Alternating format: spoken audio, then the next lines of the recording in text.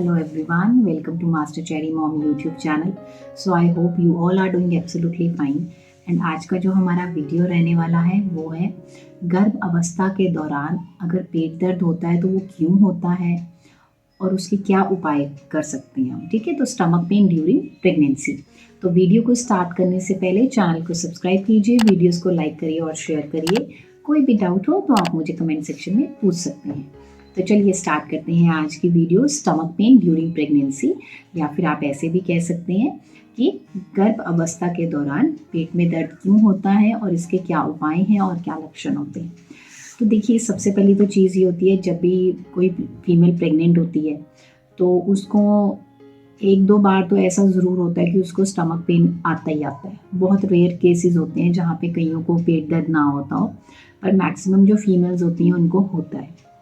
तो सबसे पहला जो एक रीज़न है कि ये पेट दर्द क्यों होता है प्रेगनेंसी के दौरान, उसकी बात करते हैं। सबसे पहला रीज़न जो होता है वो होता है इनडाइजेशन का। इनडाइजेशन मतलब कि क्या होता है कि जो प्रेगनेंसी हार्मोन होता है ना, प्रोजेस्टेरॉन, जब वो इंक्रीज़ होता है ना, क्योंकि प्रेगनेंसी में वो इंक्रीज़ हो रहा होता है और वही प्रेगनेंसी को सपोर्ट करता होता है। तो जैसे जैसे वो बढ़ रहा होता है ना, तो जो हमारी इंटेस्टाइन्स होती हैं ना, जो आंतें होती हैं, वो क्या होती हैं, वो काम करना स्लो कर देती हैं। ठीक है, वो सॉफ्ट हो जाती हैं और काम करना स्लो हो जाता है, जिसकी वजह से जब हम खाना खाते हैं प्रेगनेंसी में तो डाइजेशन जो है वो धीरे धीरे होती है। ठीक है, जितना स्लो डाइजेशन होगा तो उससे क्या होता है कि हमें गैस बनती है, एसिडिटी भी फील होती है। ठीक है, तो उसकी वजह से क्या होता है कि हमें पेट में दर्द हो जाता है प्रेगनेंसी के टाइम पे। ठीक है, तो क्या होता है कि कभी लेफ्ट साइड पे हो रहा है, कभी राइट साइड पे हो रहा है, या फिर पेट में हो रहा है, तो क्या होता है कि या तो फिर हम गैस पास करते हैं या फिर स्टूल पास करती है एक फीमेल, तब उसको रिलैक्स हो जाता है और वो पेट दर्द ठीक हो जाता है। ठीक है, अदरवाइज आप क्या कर सकते हैं कि अगर आपको पता है कि आपको कभी लेफ्ट साइड पे हो रहा है, राइट साइड पे पेन हो रहा है, गैस बन रही है, या फिर आपको कई बार तो ये भी हो जाता है कि कॉन्स्टिपेशन का इशू भी हो जाता है कि आपको स्टूल आ ही नहीं रहा है, 2-2 3-3 दिन का भी गैप पड़ रहा है, या फिर समटाइम्स क्या होता है, कईयों को डायरिया हो जाता है, कईयों को स्टूल ही बहुत ज़्यादा एक्सेस में लूज हो जाता है। ठीक है, तो ये चीज़ें होती हैं और ये कॉमन चीज़ है, इसमें घबराने वाली कोई बात नहीं होती। लेकिन आप क्या कर सकते हैं इस चीज़ के लिए, आप ऐसा करिए कि आप वाटर इनटेक ज़्यादा रखिए। जितना ज़्यादा पानी पिएंगे, जितना आपकी डाइट फाइबर वाली डाइट होगी, उससे क्या होता है कि कॉन्स्टिपेशन का इशू इतना नहीं होता है। अगर मैं आपको अपनी बात बताऊं तो मेरी प्रेगनेंसी की स्टार्टिंग में मुझे कोई इश्यूज़ नहीं आ रहे थे डाइजेशन रिलेटेड, बट क्या हुआ कि जैसे ही मैं थर्ड ट्राइमेस्टर में एंटर हुई, मतलब 7th मंथ में, तो मुझे लूज स्टूल आना शुरू हो गया। और इतना लूज स्टूल आता था मुझे कि मैं दिन में 8-8 बार वॉशरूम जाती थी स्टूल पास करने के लिए। फॉर एग्जांपल, मैंने अगर सुबह ब्रेकफास्ट किया, उसके 10 मिनट के बाद मुझे वॉशरूम जाना होता था। जैसे ही मैंने कोई फ्रूट खा लिया, मुझे वॉशरूम जाना है, स्टूल पास करना, और स्टूल भी क्या होता था, पानी की तरह निकल जाता था। बट येस, मुझे कोई वीकनेस नहीं होती थी, मुझे कोई कमज़ोरी नहीं आती थी।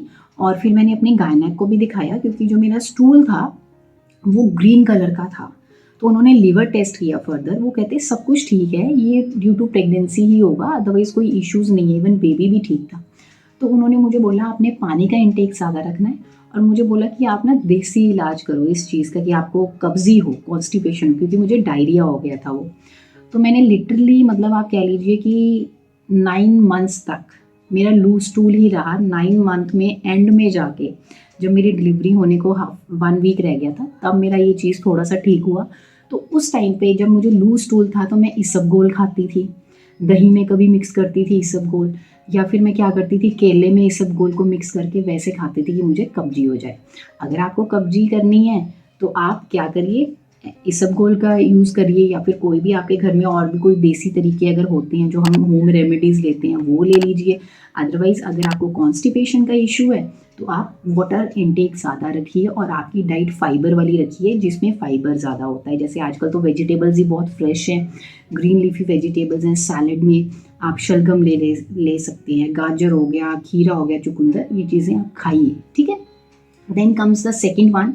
सेकेंड जो एक रीज़न होता है वो होता है एक्टॉपिक प्रेगनेंसी का।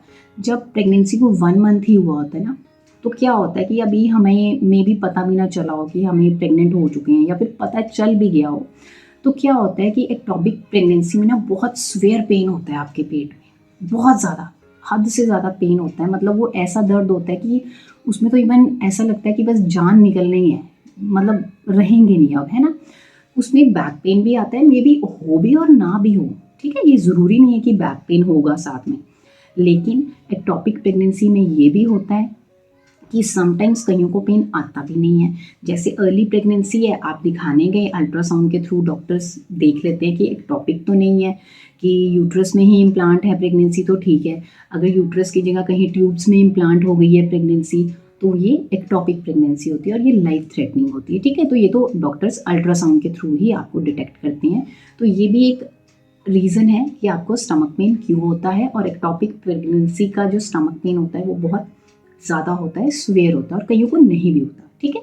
तो इसलिए आप लेट मत करिए। अगर आपको पता चल गया कि आप प्रेग्नेंट हैं, तो आप डेफिनेटली उसी टाइम डॉक्टर के पास नेक्स्ट डे ही चले जाए। Then comes the third point, जो एक थर्ड रीज़न है वो है यूटीआई का, यूरिनरी ट्रैक्ट इन्फेक्शन।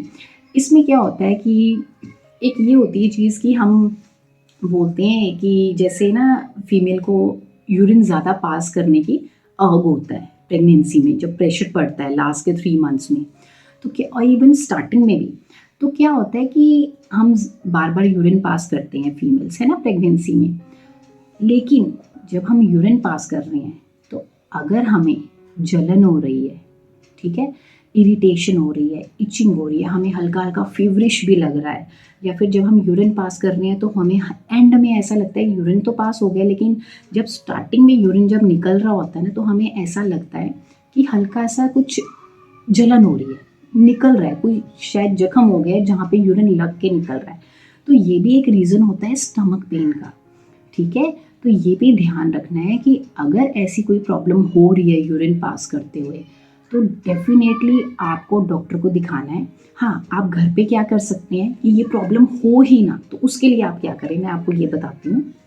अपना पानी इनटेक बहुत ज़्यादा रखिए प्रेगनेंसी में स्टार्टिंग से, चाहे सर्दियाँ हैं, गर्मियाँ हैं, बॉटल रख लो 1-2 लीटर की, और उसको दिन में ख़त्म करो। अगर 1 लीटर की बॉटल है तो 3 लीटर्स पानी आपने पीना है। अब आप यूरिन इन्फेक्शन ना हो, या फिर अगर हो भी गया है, तो आप उसके लिए क्या कर सकते हैं, हम चावल बनाते हैं, तो चावलों का पानी होता है ना, जैसे उबाल के चावल बनाते हैं, तो वो पानी जो होता है उसको आप ले लीजिए। जब आप चावल को जिसमें पानी में उबाल रहे हैं, उस पानी को ले लीजिए और उसको पी लीजिए बाद में, ठीक है। उससे क्या होता है, वो एक ना रामबाण इलाज है कि उससे यूरिन में इन्फेक्शन में बहुत आराम मिलता है, ठीक हो जाता है, ठीक है। एक सेकंड भी है, बटर मिल्क, लस्सी कह लीजिए, छाछ कह लीजिए, आप वो भी कंज्यूम कर सकते हैं। अगर आप उसको भी कंज्यूम करते हैं ना, क्योंकि ये चीज़ें ठंडी होती हैं, इनसे क्या होता है कि आपको यूरिन इन्फेक्शन में बहुत रिलैक्सेशन मिलती है, जलन नहीं होती, इरिटेशन नहीं होती। 90% तो ये मतलब बहुत सही चीज़ है, मतलब 90% ये हद तक ठीक कर देती है।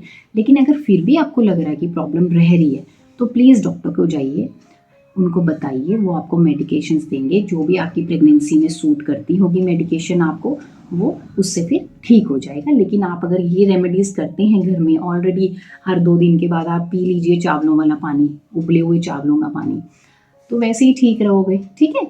Now the next point is, जो नेक्स्ट एक रीज़न है पेन का, वो होता है किडनी या फिर गॉल ब्लैडर स्टोन्स। क्या होता है कि प्रेगनेंसी से पहले अगर किसी को पता है कि उसको गॉल ब्लैडर में स्टोन्स है, पित्ते में या फिर किडनी में स्टोन्स हैं, तो इसका जो दर्द होता है ना, ये भी पेट में ही आता है, ठीक है। लेकिन आप डिफ्रेंशिएट कैसे कर सकते हैं, अगर तो आपको पहले से ही पता है तो वेल एंड गुड। अगर आपको बाद में हो रहा है पेन, प्रेगनेंसी के बीच में अगर शुरू हुआ है इस चीज़ का, और आपको पहले थी ही नहीं, ये प्रॉब्लम का पता ही नहीं था, तो डॉक्टर आपका अल्ट्रासाउंड बताएंगे और वो आपको करवा के बता देंगे कि आपको तो ये प्रॉब्लम आ रही है, कि गॉल ब्लैडर में स्टोन्स है कि किडनी में स्टोन्स है, ठीक है। तो आप ये चीज़ नोटिस करिएगा, जो इसका पेन आता है ना स्टोन्स का, ये ऊपर की तरफ आएगा, ना कि नीचे की तरफ। लोअर एब्डोमेन में नहीं आता, ये ऊपर की तरफ आता है, और इसका दर्द पीछे की तरफ जाता है, पीछे कह लीजिए आप, पीछे की तरफ इसका दर्द जाता है। ये सबसे बड़ा एक सिम्टम है इसका, ठीक है। एंड जो वो आपको फिर वैसी ही मेडिकेशंस दे देंगे डॉक्टर की, अगर आपको चाहे गॉल ब्लैडर में पेन हो रहा हो, या फिर गॉल ब्लैडर के स्टोन्स की वजह से पेन हो रहा है, या फिर आपको किडनी स्टोन्स की वजह से पेन हो रहा हो। ठीक है, तो ये भी एक रीज़न है कि स्टोन्स की वजह से भी स्टमक पेन होता है प्रेगनेंसी के टाइम पे। Okay, then comes the next one, that is the baby bump. क्या होता है कि जैसे जैसे हमारी प्रेगनेंसी बढ़ती जाती है ना, वैसे ही हमारा वेट भी बढ़ता है। वेट से बढ़ने से मेरा मतलब ये है कि हमारा जो बेबी बम्प होता है वो भी इंक्रीज़ होता जाता है आगे की तरफ। ठीक है, जब वो इंक्रीज़ होता जाता है तो उसका जो प्रेशर है वो आगे की तरफ आता है। ठीक है, तो उसमें क्या होता है कि कभी हमें लेफ़्ट साइड पेन हो रही होती है, कभी हमें राइट साइड पे पेन हो रही होती है, कभी हमें मतलब इवन आप ये देखिएगा कि जब आप सोते भी हैं ना और सो के भी उठेंगे तो आप फ़ील करेंगे कि आपको या तो लेफ़्ट पे पेन हो रहा है या फिर राइट में पेन हो रहा है, लेकिन कभी भी आपको उसका दर्द पेट में नहीं आता। ये ध्यान रखिएगा कि बेबी बम्प जब बड़ा भी हो जाता है, आगे की तरफ भी होता है, तो स्टमक में पेन आपको नहीं आता है। ठीक है, तो वो लेफ्ट और राइट साइड पे रहता है। ये इसलिए होता है क्योंकि जो बेबी बम्प जब इंक्रीज करता है तो राउंड लिगामेंट्स जो होते हैं वो स्ट्रेच करते हैं, है ना। जब आपका स्टमक अभी है ही नहीं, फिर धीरे धीरे धीरे धीरे वो बड़ा होता गया और ऐसे जब बाहर की तरफ आता है तो ये जो लिगामेंट्स, जैसे पहले तो ये स्ट्रेच नहीं थे, जैसे जैसे जैसे जैसे स्ट्रेच करते हैं तो इस वजह से वो पेन आ रहा होता है और हम उसको कंफ्यूज कर देते हैं कि क्या कोई प्रॉब्लम वाली बात तो नहीं है, मुझे क्यों पेन आ रहा है। तो लेफ्ट और राइट साइड इसका पेन आएगा, स्टमक में नहीं आता है। ठीक है, तो इसमें भी घबराना नहीं है, बस ये आपने ध्यान रखना है कि जब आप सोए हैं तो आप अगर खड़े हैं या फिर सोए हैं तो आपका जो प्रेशर है वो इस ढंग से नहीं होना चाहिए, आप लेफ्ट साइड पे सो जाइए। ठीक है, आप अगर खड़े हुए हैं, काम कर रहे हैं तो थोड़ी देर बैठ जाओ, ज़्यादा प्रेशर ना पड़ने दो, खड़े मत रहो ज़्यादा देर आगे, है ना। तो उससे क्या होता है, आगे की तरफ प्रेशर आता है, जब आगे की तरफ प्रेशर आता है तो उससे क्या होता है, साइड्स में भी पेन हो जाता है और कईयों को नीचे भी दर्द महसूस होता है। वो एंड में जाके जब डिलीवरी टाइम नज़दीक आने वाला होता है तब फील होता है, पेल्विक में प्रेशर फील होना शुरू हो जाता है या फिर बेबी जब नीचे की तरफ हेड डाउन कर लेता है। ठीक है, तो ये भी आपने ध्यान रखना है कि स्ट्रेचिंग की वजह से भी पेन हो जाता है लेफ्ट और right side. So the last but not the least जो रीज़न है वो है ब्रेक्सटन हिट्स कॉन्ट्रैक्शंस। इसमें क्या होता है कि जब आप लास्ट ट्राइमेस्टर में होते हैं, अपने 7th 8th 9th मंथ में, तो 8th मंथ में कह लीजिए या फिर 8th मंथ के एंडिंग में कह लीजिए या फिर 9th मंथ में कह लीजिए, आपकी जो बॉडी है आपको प्रिपेयर करना स्टार्ट कर देती है आपकी डिलीवरी टाइम के लिए, आपके लेबर पेन के लिए। ठीक है, तो क्या होता है, ब्रेक्सटन हिट्स कॉन्ट्रैक्शंस वो होते हैं जिसमें आपको पेन आता जाता है। समटाइम्स ये बहुत स्वेयर भी होता है, समटाइम्स इतना स्वेयर भी नहीं होता है। ठीक है, वो दर्द ऐसा होता है कि आपको आएगा, फिर थोड़ा सा और गैप पड़ जाएगा, थोड़ा मतलब 15-20 मिनट कह लीजिए या फिर 1 घंटे का भी गैप हो सकता है, तब ये पेन आता है आपको। ठीक है, आप इसको डिफ्रेंशिएट कैसे कर सकते हैं, अगर ये कंटिन्यूटी में आ जा रहा है तो आप इसको डिफ्रेंशिएट कैसे कर सकते हैं आपकी डिलीवरी पेन से और आपकी कि ये ब्रेक्सटन हिट्स कॉन्ट्रैक्शंस है। तो आप ये देखिएगा, जब हमारी डिलीवरी पेन स्टार्ट होती है ना, तो आपने ये देखना है कि एक तो अगर आपको पानी निकल रहा है, गाढ़ा गाढ़ा सा पानी निकल रहा है, वो क्या होता है, वो एमनियोटिक फ्लूइड होता है जो बाहर निकलना स्टार्ट हो जाता है। और अगर आपको साथ में पेन भी आ रही है और जब दर्द आ रही है, तो क्या आपका पेट एकदम कड़क हो रहा है, एकदम से मतलब ऐसे कठोर सा हो रहा है, तो समझिए कि आपका डिलीवरी टाइम है अभी ये पास में। लेकिन ब्रेक्सटन हिट कॉन्ट्रैक्शंस में होता है कि आपको पेन आता है लेकिन उसमें आपका स्टमक इतना कड़क नहीं होता उस टाइम पे। ठीक है, ये एक मेन डिफरेंस होता है।